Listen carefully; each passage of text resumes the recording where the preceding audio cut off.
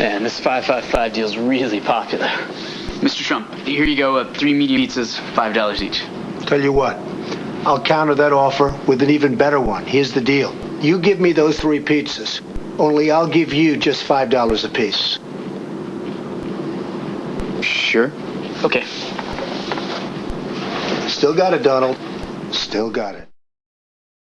It's the mid-2000s. You're home from school on a sick day and you're looking for something to watch on TV. You flip through channel after channel and then you come across this. So you excited too? How you doing? I'm sorry. What's wrong? I'm sorry. Please have a seat. This is To Catch a Predator, a hidden camera reality TV show that started airing on Dateline NBC on November 11, 2004. Why'd you have a seat? Just have a seat. Men going after children over the internet. And you sent pornographic pictures. Produced by a man named David Corvo, the show follows 12 undercover sting operations across the United States, with law enforcement not getting involved until the third one. These sting operations were conducted by a watchdog group known as Perverted Justice. This group was founded in 2002 and was defunct in 2019, and it claims to have arrested at least 623 predators. Pretty decent numbers overall. We all know the rundown of these sting operations. The group would pose as an underage girl or boy on dating websites and chat with possible pedophiles and bait them into thinking they're about to date a child, when in reality, they're getting handcuffed. But on To Catch a Predator, they also have the iconic host, Chris Hansen, confront the predators and scold them for their actions. We'll talk more about Chris Hansen in a bit, but not everybody was a fan of the show when it first aired. In fact, a lot of people saw it as entrapment to pedophiles. The show was a huge hit otherwise, getting parodied in media and Chris Hansen becoming a household name. Coming up next, To Catch a Predator who's proud of being a predator. Good evening, sir. I'm Chris Hansen with Dateline. Do you know the boy you were coming here to meet tonight is only 13 years old? No, I drove 900 fucking miles for a 14-year-old. But the show wouldn't last forever, getting canceled in 2008 due to some dark circumstances. During a routine sting operation, the crew realized that they struck big with this one. They caught a predator talking to a 13-year-old girl on a dating app. Nothing new. But this was a predator in power. He was the Rockwall County, Texas Assistant District Attorney. And to make this even more interesting of television, the crew decided to show up at his house with law enforcement ready to serve him a search warrant. But there was only one problem. As police were trying to enter the home, the district attorney pulled out a gun and shot himself. A man whose job it was to prosecute and put away criminals in jail was too much of a beta to face jail himself. Bill Conrad's estate would then sue Dateline for $105 million, then settled out of court. But if you ask Chris Hansen nowadays why the show was canceled, he'll tell you that the show has ran its course and have made their point. Many years later, Crime Watch Daily would then bring Chris Hansen back for a spiritual sequel, you could say, of To Catch a Predator, titled Hansen vs. Predator. And Chris Hansen is here to remind us that he's still got it. There's something you need to know. Please. On Chris Hansen. No, you're not. Yes, I am. No, you're not. Yes, I am. Speaking of the man in question, let's briefly go over him. Chris Hansen was born in Chicago, Illinois on September 13th, 1959. According to him, he said he always wanted to be a journalist since he was 14 and he was watching the investigation of Jimmy Hoffa go down. He started reporting during his senior year at Michigan State University for NBC affiliate WILX. He also did most of Dateline's coverage of the September 11 terrorist attacks.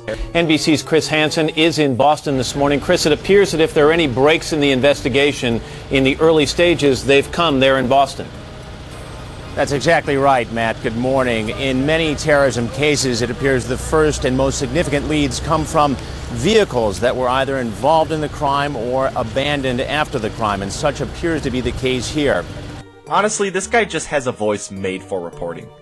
And of course, he got the chance to host To Catch a Predator. I like chocolate chip. Hey, why don't you have a seat right over there? How you doing? Good, how are you? This man was made to host this show. But To Catch a Predator wasn't the only Dateline show he hosted. He also did To Catch a Con Man. Tonight, in a Dateline hidden camera investigation, Chris Hansen takes on a different kind of predator to beat these cons at their own game. Ever get an email like this? My name is Mrs. Mariam Ibrahim. I am suffering from long-time cancer of the breast. Before my late husband died, he deposited the sum of $20 million. 20% of this money will be for your time and effort. To Catch an ID Thief? Here's Chris Hansen. It happens so often, TV commercials joke about it. Oh, I stole his password online and hello, makeover. A faceless stranger is able to get a hold of your credit card and go to town. And To Catch an Eye-Jacker? The iPod. It's everywhere. Originally billed as 1,000 songs in your pocket, it can now hold up to 20,000 songs, 100 hours of video, 25,000 photos, and with a staggering 110 million sold, the device has become an international icon and an indispensable part of life. But his career at NBC wouldn't last forever, because in August of 2013, NBC declined to renew his contract, ending his 20-year tenure. He was also arrested a few times. Both times he turned himself in. One of them was for larceny, and the other one was for a time where he was supposed to present evidence in a courtroom relating to a sting operation, but he didn't show up. Both issues seem to have been resolved since then. But that's pretty much it for Chris Hansen. You'll occasionally see him show up nowadays trying to recapture the glory days, even commenting on stuff such as Onision, Jeffree Star, and EDP 445. Yeah, imagine hearing Chris Hansen talk about Eat That Pussy 445. We are surely living through a time. But what I really wanted to do was discuss the impact that Chris Hansen has had. Pretty much, this just gives me a chance to talk about some discount Great Value Chris Hansens. Some of them good, some of them bad, some of them Chet Goldstein. Join me on this journey as we look at...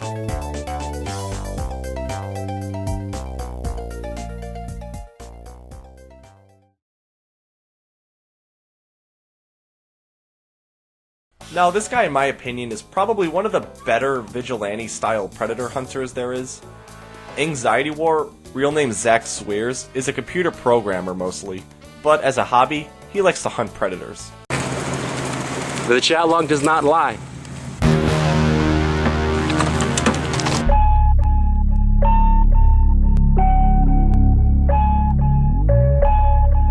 He first started his channel in 2013, where he posted not only his predator hunting videos, but also videos of him dumpster diving, fixing up old bikes and giving them away, and just being a likable, quirky dude. Dog food doesn't feel so gross to the starving man. Yes! Yes! Thank you! Thank you, thank you. But you won't get enough. It's a man with wisdom right here. He was inspired to confront predators by Big Shock, Chris Hansen, and To Catch a Predator. And if you're wondering where the Anxiety War name comes from, I think he puts it best. So it has a really boring background to it. I used to buy and sell domain names, and I had hundreds of them, and I thought, hey, for a new name, I was wondering which domain would be good for branding, because I already owned the .com of it. And one of them was Anxiety War, and I had like managinganxiety.org and stuff, but Anxiety War I thought was catchy, and it was very ambiguous in its meaning, and just you could think about it and just look all around within that name and make it anything you want it to be. He claims he started talking to predators as young as 13, then started actually confronting them during his college years. He also has an emotional support animal, which is a fake crow. Based.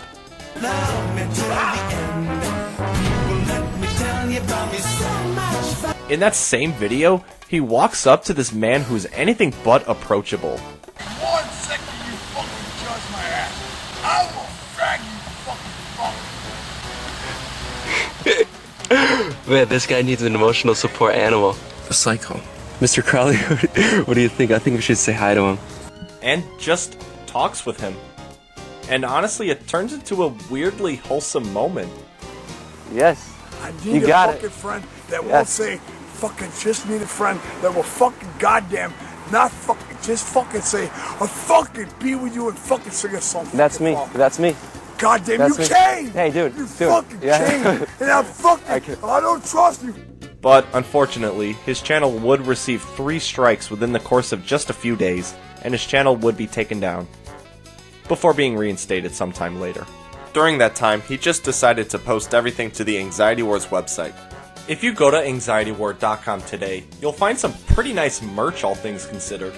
And you can say what you want to say about YouTube pedo hunters selling merch based on that, but honestly, some of this merch is pretty nice. Especially this Proceed with Caution shirt. You had to admit, compared to the other hunters we'll be talking about later in this video, this man is as professional as it gets. He allegedly has 7 convictions under his belt.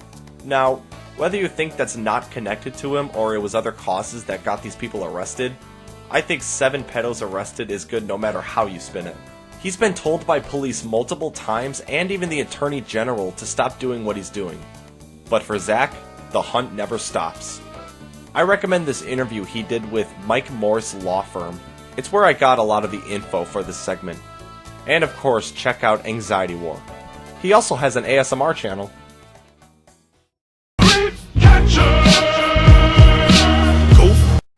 Creep Catchers were a bunch of groups scattered all across Canada. The group was founded by a man named Raymond Dawson in 2014 after being inspired by Justin Payne, another infamous predator hunter. Raymond's group started small, but by 2016, they had more than 10 groups scattered across Canada. They had a logo and a theme song performed by K Blitz and produced by Sonic. You're done, bud. We got the chat logs. You came to meet up with a child, huh? Well, give us a smile for the camera. This song goes so fucking hard, it's downright criminal. But unlike Anxiety War and Justin Payne, these guys were a bit much at times. But I can't deny, they've done some good work at times. Even busting a cop and getting him arrested.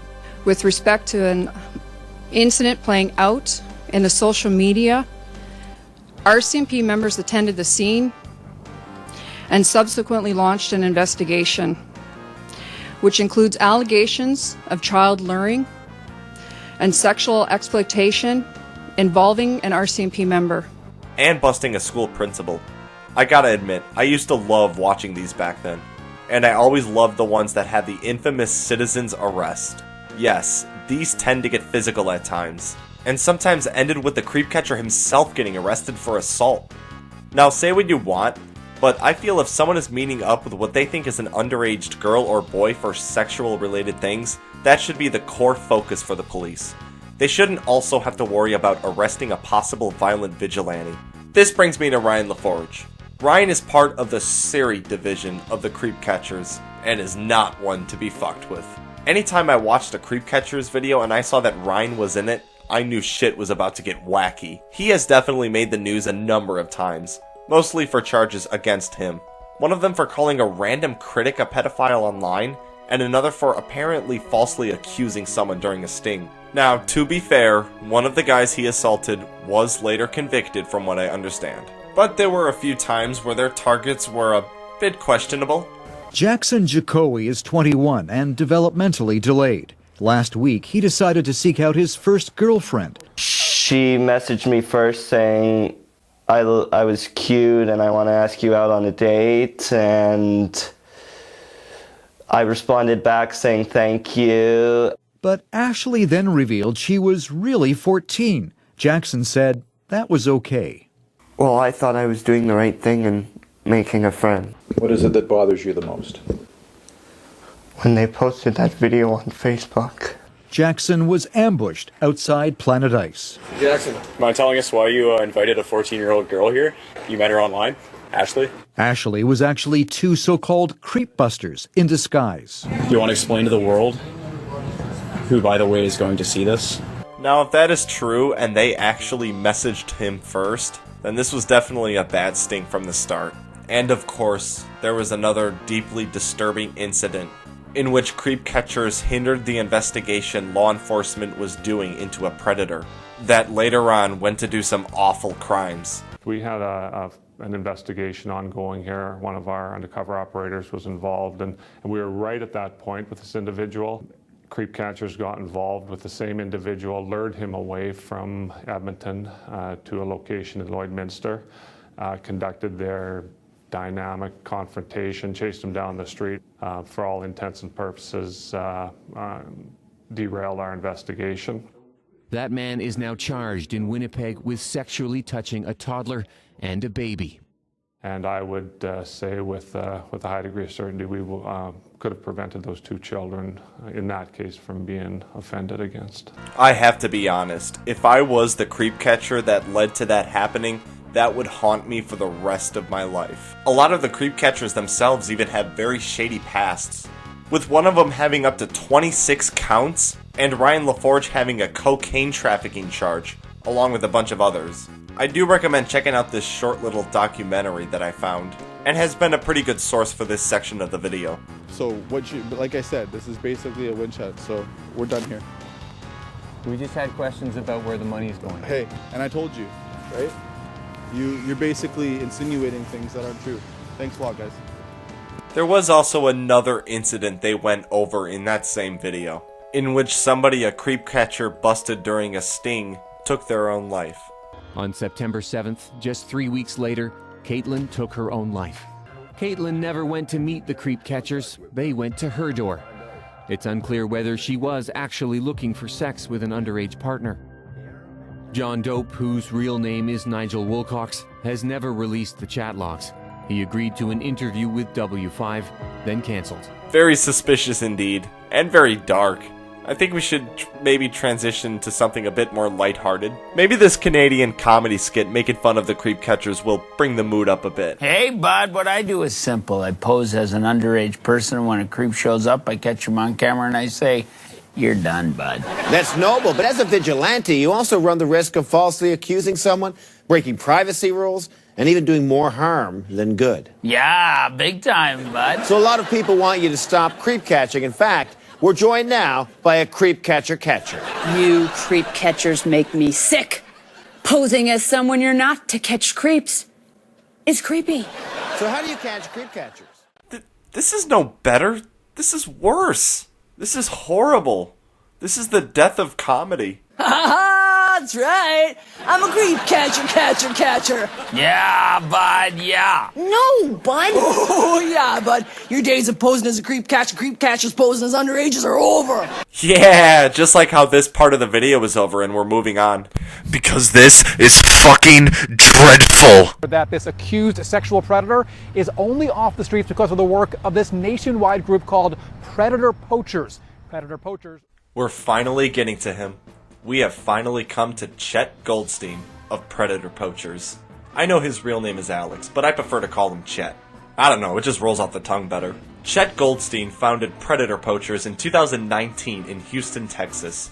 And according to him, they have had 26 predators arrested as of 2022, with the number still going up. He mostly conducts his operations on Grindr, and apparently uses real underaged people in his fake profiles, which is all sorts of sus. And honestly, at times, he comes off as real unprofessional during sting operations.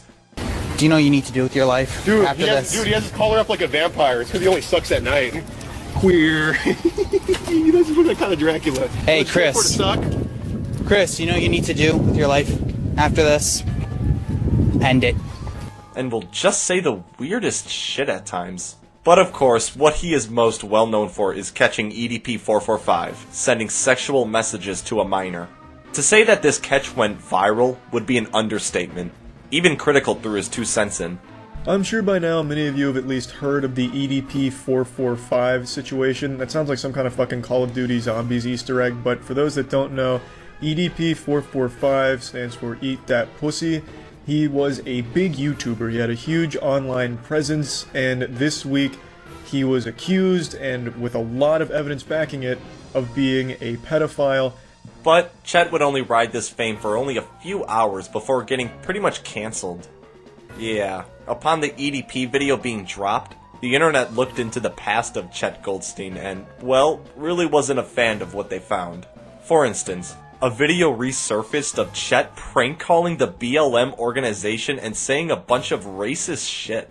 She had a song called like Dark Horse, right? And like, hello bitch, you white? How you finna make a song called Dark Horse if you a honky? Shit. So that's what I'm saying. There was also this weird joke he made. I have a 3-year-old in my basement that's like lacking vitamin D. I need to give this to her. It's my birthday, so I'm being generous for one day to her. I don't think that's what you're supposed to say out loud. What? That you have somebody here. I provide her with plenty of D, just not the vitamin part. Oh no, that's not good either. Oh, really? With all of that being said, though, Chet has seen a lot of improvement over the years. His interrogation skills when it comes to confronting the predators is notably a lot better since the EDP era. The old era, it kind of seemed like all they did was just confront the predator and said, "Oh, you got confronted, you're sick, dude, you're gross, you're sick." Obviously, not much information can be gained from a predator with that tactic. He uses actual interrogation skills like building rapport to get predators to admit to some pretty horrendous stuff. Even getting some predators to admit this to the cops. Will you be there with me? Yes. Please, I don't want to go to jail. I got you. I'm sorry. I got you. I got you. Okay. And they were up her topless and underwear. Okay. But I'm willing to release them. Okay. Tell her about the times you touched her. Okay, so stop there. Okay. You have the right to remain silent. Anything you say can and will be used against you in court of law. You have the right to an attorney. If you cannot afford an attorney, one will be appointed for you before any question. Do you understand these rights? Yes. Okay. Do you wish to continue to talk to me? Because what you're telling me is a crime. Mr. Goldstein also does fancy himself a bit of a political activist. Ma'am, I have a question. So Pfizer has the biggest criminal fine in history. So how is it anti-science to not trust them? If they're on record bribing physicians and fudging with test results, $2.3 billion fine. So how is it anti-science to simply question them? Can you explain that, please? So I appreciate your comment. I'd like to finish my presentation, and you can hold your questions. I mean, it's not going to be answered. I have 4 questions. Hey, I have 4 questions that didn't get answered. What the hell? Why are you doing this? No, please. Dude got laid the fuck out! He also got himself ejected from a Hillary Clinton rally in the most savage way possible. Was dragged out for questioning Bill Clinton's trip to Jeffrey Epstein's island. Why's your husband visit Epstein Island 26 times?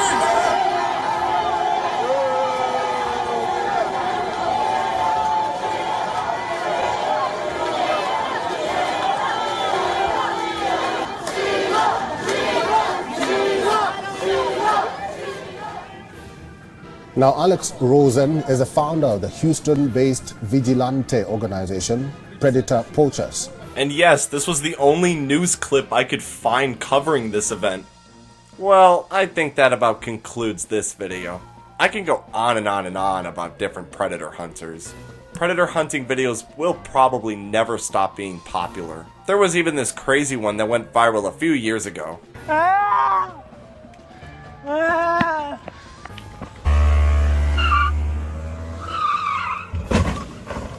Well, if you weren't going to jail before, you're definitely going to jail now. We can debate all day on the legitimacy and legality of these vigilante groups, and whether or not they're causing more harm than good. But honestly, I just wanted to showcase a few of the ones I was aware of.